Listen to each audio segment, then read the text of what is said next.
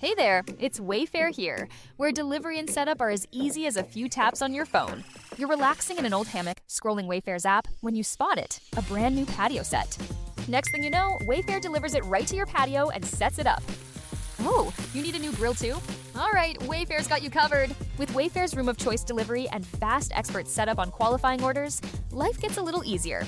Visit wayfair.com or the Wayfair app. Wayfair, every style, every home. It's time for the Larry H. Miller Utah Summer Games at Southern Utah University in Cedar City. Register today to participate in the 40th anniversary season of a Utah sports tradition at utahsummergames.org. Participate in over 50 sports around the state. Then plan to join the opening ceremonies Friday, June 5th, presented by State Bank of Southern Utah. Register today to participate in the 40th anniversary season of the Larry H. Miller Utah Summer Games. Question of the morning. What should your Utah Jazz learn from watching the Spurs and the Thunder slug it out going to Game 7 tomorrow night? Lessons to be learned. Got to see everything through the prism of the Jazz because this is much more a Jazz town than it is an NBA town. And honestly, I just think that's the way pro sports works, with the exception of the NFL, because they're only playing once a week. You can follow multiple teams and multiple storylines. But the truth is, in these other sports, and we see it here for a long time with the Jazz, now we're seeing it with the Mammoth. And when we get Major League Baseball, I think it's more true there because they play more games. You're so busy following your team, you can't follow all the other storylines. You just don't have enough time to watch all the games. Whereas you watch your NFL team, you got time to watch the Sunday night game, to watch the Monday night game, and follow these other storylines and get into the whole league. And the exception, having grown up in a Sunbelt market, is a place like San Diego or Phoenix, LA. I haven't lived on that side of the country, but probably Miami and Atlanta too. You get in the Sunbelt, people are from everywhere. So you're more likely to know Cubs fans and Mets fans and Yankee fans and whoever else because you got more of them in your community and you can interact with them. So that gives it a little more of a feel. Growing up, I thought it was totally normal to go to a Padre game and there are 5,000 people rooting for the other team. It never occurred to me that that was unusual. And then I went other places. I'm like, wait, what's going on? Well, that's because Southern California's got tons of fans. And I mean, I even live in San Diego. They may drive down from LA to see their Cardinals or whatever. But we don't have that here. We have the Jazz. We have them for a long time. They're really important. What can they learn? And I think one thing, looking back, and Mark, this is something we've been talking about for 4 years, but Mark's very short and succinct. Tanking actually works, period. Yes. Thank you, Mark. Great post. Spot on. The Spurs and Thunder, they were both terrible. They were both terrible on purpose. They got high picks and they cashed in. The Spurs more so than the Thunder, but hey, Chet Holmgren was pretty big in Game 5. And Chet Holmgren was the number 2 pick in the draft, and the Thunder tanked to get there. There are other ways to get players, but tanking is a super effective way to get players. And don't even get the Spurs started. They drafted 1, 2, and 4, and the Jazz are drafting 2 and 5. Yeah, not quite as fortunate as the Spurs, who are also number 1 in the right draft. But yes, that is one lesson in this final. Tanking actually works. Logan, if you don't defend and you can't shoot, you don't belong on the court. Being an elite athlete is not enough. Logan. Yes.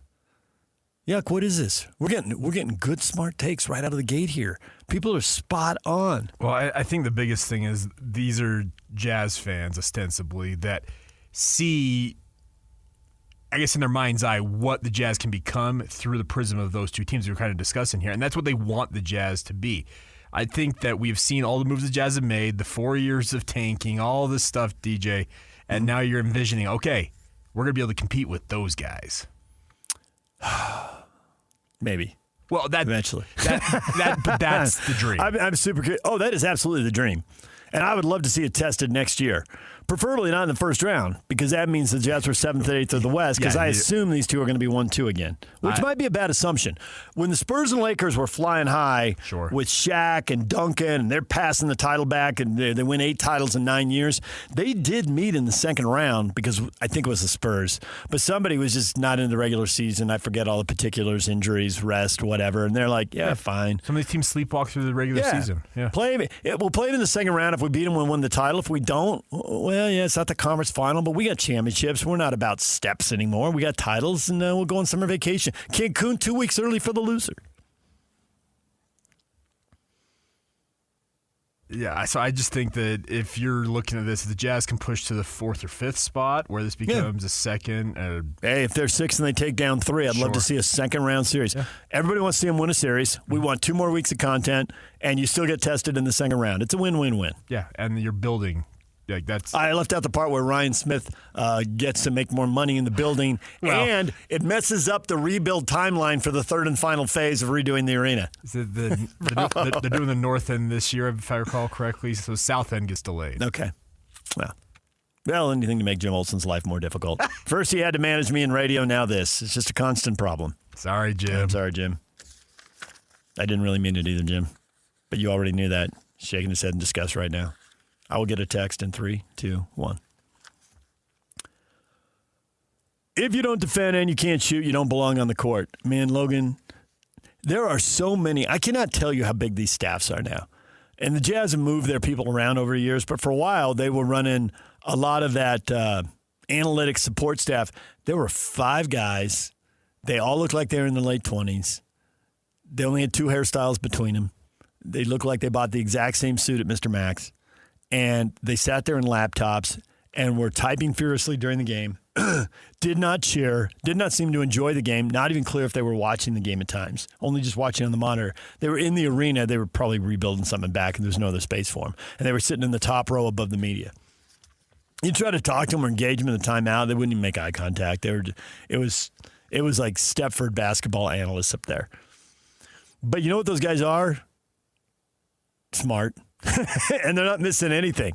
Like, they're tracking everything. If there is any trend, they will bring it to the coaches if there is any trend. So if you run out there, I mean, Cody's an extreme example, right? But if you don't have the game offensively, they're not defending you, and everybody else has to play 4 on 5. You know, and if you're Bright Sensabaugh, sorry to pick on you, Bryce, but if you're Bright Sensabaugh and you're not the best defender, they will attack you 10 possessions in a row. Because they figure we can beat this guy 8 times out of 10. We might only be able to beat somebody else 6 out of 10. So we're going at him. Now, you have a weakness, they're coming for you. I think Collier is just fascinating test case because he is so good, brilliant in one phase of the game. His ability to get into the paint whenever he wants, no matter what anybody else does, is amazing. His inability to shoot from the perimeter is frustrating. And it's super limiting. Now, in the regular season, to his credit and to the coaching staff's credit, they had figured out how to make him effective, how to space the floor and create enough space for him to attack and get in the paint. In the playoffs, when they get to see it for 2 straight weeks, it gets much harder. It gets harder for Victor Wembanyama. It's going to get harder for you. And Big Vic hadn't been able to dominate every game. It's a constant chess match, moving him around at both ends of the floor. So, Logan, you're right. An elite athlete isn't enough. You got to have the complete game at both ends of the floor or you're going to get picked on. If the world were like a Sleep Number mattress, everything would adapt for your comfort. Because as your life changes and your body changes, Sleep Number mattresses adapt and shift to give you personalized comfort night after night. And now it's the final days of our Everything's on Sale event. Save up to $1,200 on mattresses. Our Memorial Day event ends Monday. To experience a whole new world of comfort, visit a Sleep Number store or go to sleepnumber.com. Sleep Number, to a good life sleep. Douglas says the lesson the Jazz should learn from watching the Spurs and the Thunder slug it out is that it's a different kind of game in the playoffs, which is not right. But physical players are required. You better be tough, and you better be able to defend well. There are very few easy shots and no one-way offensive players. No one-way offensive players. Absolutely none. I disagree with that. Jalen Brunson, one-way offensive player, yes or no? If for no other reason, then he's 6'2". I was going to say, just due to his size. Right. So if you're going to be out there, you've got to be surrounded by the right kind of teammates. We're in that in Luka Doncic. There's a one-way offensive player. Okay, he's got to be surrounded by 3-and-D guys. There's got to be size. They're going to be switching. They're going to be looking for matchups. There's got to be elite athleticism. So they'll try to switch, you've got to protect those guys. So I can't sign off on the no one-way offensive players, Douglas, but there can't be very many of them. And if you are one way, you better be really special. I mean, really special.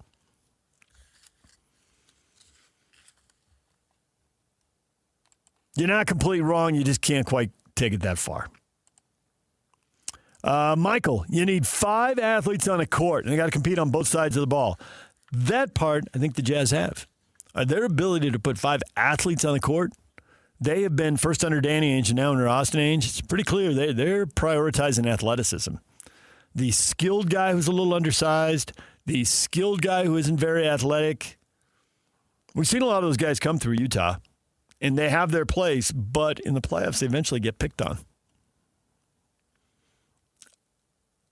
I think the Jazz team, and obviously the roster isn't set yet, and we'll see if Kessler comes back because he really puts the exclamation point on what I'm about to say, if he's back, which I think he will be, but he's not back until he's back, so we'll leave it out there for now, even though I expect it, far more likely than not for it to happen, but you never know until it's done.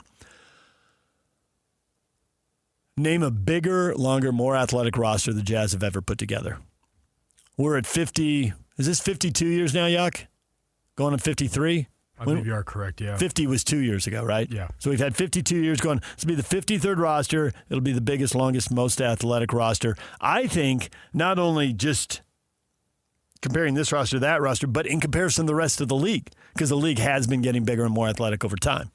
But I think versus whatever the league average is, this team will be bigger, longer, and more athletic. I'm really excited to see how that pans out because I cannot even tell you how many good Jazz teams, really good, really skilled Jazz teams playing at a very high level have then run into a team that is also skilled playing at a high level, but they're bigger, taller, longer, and more athletic. And the 2 best examples of that, clear cut. D. Will, Carlos Boozer losing the Lakers 3 times in 4 years. The Lakers were highly skilled, and you don't get more skilled than Kobe. But they also had 3 7-footers. Kobe, with his size, could have been defending threes, but he was defending either the 1 or the 2 a lot of the time. And so he became a monster at his position.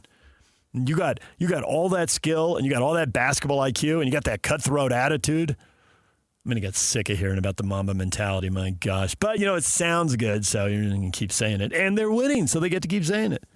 But you take all that, and you have the bigger, longer, more athletic team. You get to go to the finals 3 years in a row and win twice. That's what happens there. And the other example was the Bulls against the Jazz. John Stockton getting double-teamed by 2 6'6" guys. They could not handle John Stockton, who was still playing at an amazing level. So they doubled him, and they doubled him with Ron Harper and Michael Jordan, or Ron Harper and Scottie Pippen, or Scottie Pippen and Michael Jordan, whatever. Tony Kukoc. He's just way bigger guys.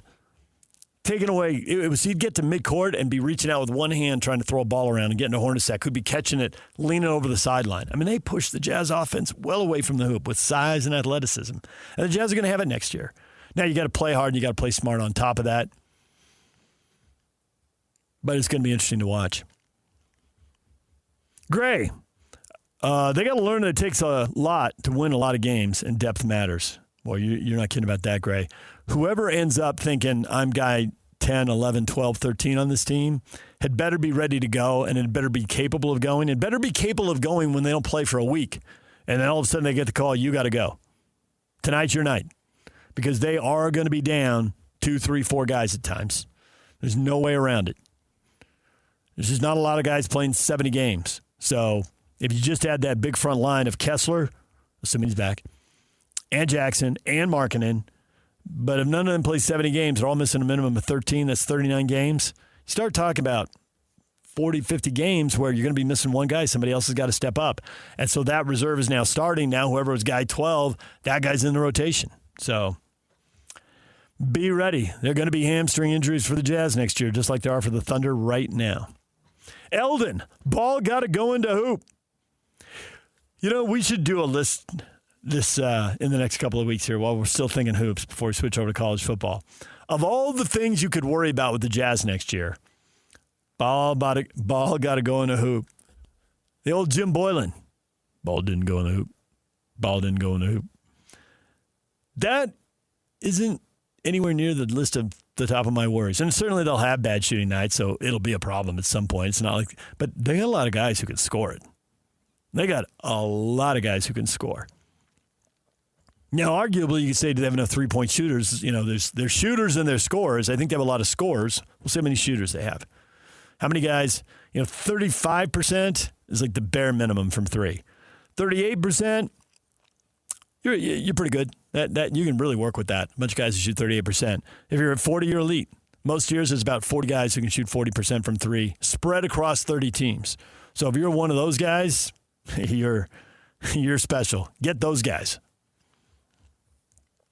But I think their ability to put the ball in the hoop, I don't think scoring is going to be the problem. I'm way more intrigued by the defending than the rebounding and the depth. Ball didn't go in the hoop. There it is. All right, DJ and PK. There's the question of the morning. What should the Utah Jazz learn from watching the Spurs and the Thunder slug it out? Go to our Facebook page, DJ and PK. Go to Twitter, David DJ James. We'll have more on this as the show progresses. It's a big college show. We've got the Cougars at 8, the Utes at 8:30, the Aggies at 9. It's all on the way. DJ and PK, it's 97.5, the KSL Sports Zone. Hey there, it's Wayfair here, where delivery and setup are as easy as a few taps on your phone. You're relaxing in an old hammock, scrolling Wayfair's app, when you spot it, a brand new patio set. Next thing you know, Wayfair delivers it right to your patio and sets it up. Oh, you need a new grill too? All right, Wayfair's got you covered. With Wayfair's room of choice delivery and fast expert setup on qualifying orders, life gets a little easier. Visit wayfair.com or the Wayfair app. Wayfair, every style, every home. Summer is all about freedom, fun, and growing up. And between the ages of 9 and 13, kids are starting to form their views about alcohol. With more independence, their still developing brains need more guidance and support than ever. That's why summer is the perfect time to stay connected and plan fun, safe family activities together. Research shows kids who spend quality time with their parents doing what they enjoy are less likely to drink underage. And when kids feel close to you, they're more likely to listen, especially when you set clear expectations. In fact, kids who drink before 15 are far more likely to struggle with alcohol later. This summer, create a no-bummer summer with fun, alcohol-free activities for your kids. Go to summer.parentsempowered.org to take a quick quiz and discover ideas tailored to your family. A little time together can make a big difference. For more information and to learn more about how to prevent underage drinking, visit parentsempowered.org.